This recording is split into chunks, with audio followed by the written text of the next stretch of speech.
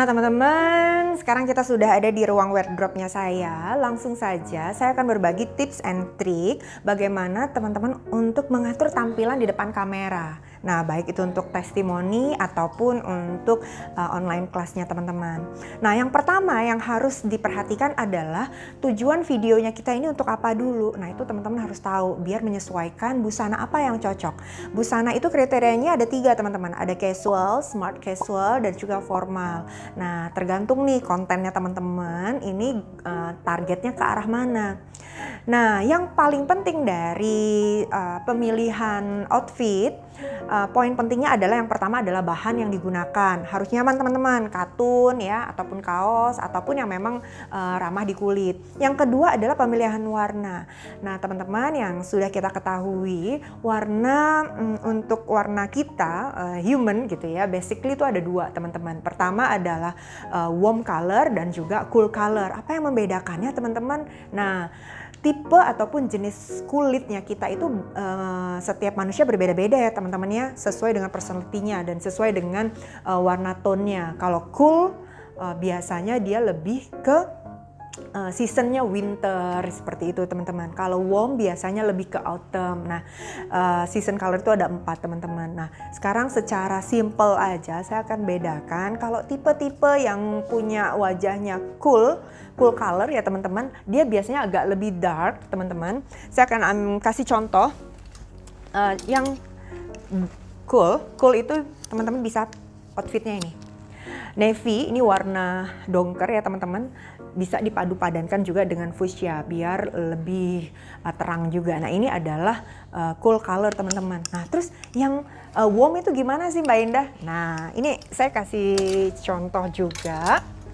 Warm color itu paduannya banyakkan merah, jadi so that's why kita bisa warna kunyit ini ya, warna kuning karena campuran merahnya lebih banyak. Nah sebenarnya ini ada sedikit ke cool color tapi poin utamanya ada di topnya. Nah ini adalah warm color. Nah nanti teman-teman bisa googling juga apa warna-warna yang cool color atau warm color.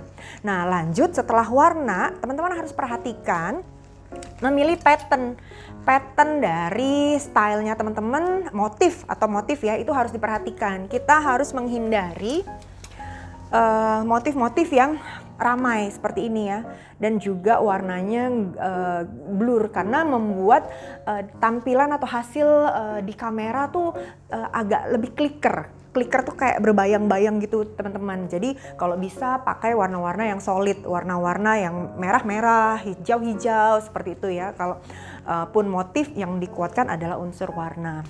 Nah itu dari segi penampilan teman-teman, dari segi fashion. Nah gimana dari segi yang lain? Dari yang lain penampilan setelah fashion atau style, yang kedua adalah makeup. Nah apalagi sekarang untuk tampilan di kamera itu nggak hanya untuk sekedar online class ataupun yang sekarang lagi happening adalah Zoom ataupun video call seperti itu ya teman-teman. Nah mau nggak mau tatanan riasan makeupnya kita dari top itu head ya teman-teman, rambut ataupun hijab sampai ke area dada sini ini harus perfect. Jadi riasan wajah teman-teman harus tahu nih mana yang harus digunakan ya. Nah ketika kita di kamera biasanya teman-teman makeup itu nampolnya gitu ya teman-teman tidak begitu terlihat. Jadi teman-teman kalau untuk kebutuhan makeup kamera harus 2 kali lebih kenceng makeupannya. Nah biar lebih tegas lagi teman-teman wajib pakai yang namanya shading gitu ya teman-teman ya. Shading ini biar untuk mempertegas nih, biar nggak begitu double chin ataupun rahang kita tuh tampak begitu terlihat seperti itu. Yang paling penting lagi selain itu teman-teman harus pakai lipstiknya yang bisa dibilang sedikit berwarna ya teman-teman, karena kalau misalkan warnanya soft kelihatannya pasti akan pucet seperti nggak make upan. Alis itu penting banget Dan yang paling penting lagi, biar wajah tampak fresh itu kita harus pakai yang namanya blush on. Jadi akan lebih seger gitu ya teman-teman. Nah itu akan jauh lebih tampak, akan tampilan diri kita lebih baik kalau kita make upnya memang kita sesuaikan.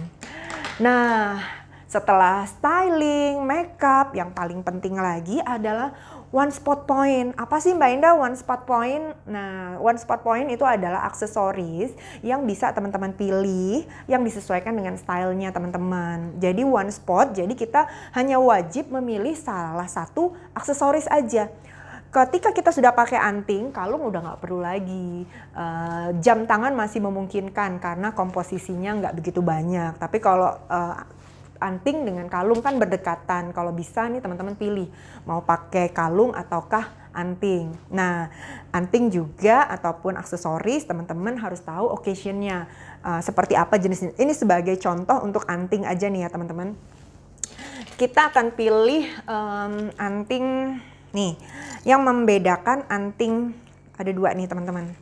Ini adalah anting yang untuk occasion formal gitu ya. Ini untuk occasion yang smart casual. Nah ya, jadi teman-teman akan bisa ngebedain jenis aksesoris yang teman-teman pakai. Begitu juga misalkan dengan kalung, teman-teman.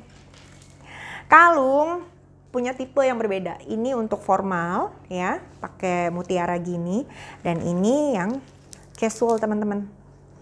Nah, jadi teman-teman harus tahu karakteristik aksesoris peruntukannya untuk casual ataupun formal. Nah, seperti itu untuk outfit. Kalau misalkan ada yang mau lebih lanjut ditanya, boleh share ke saya. Thank you teman-teman.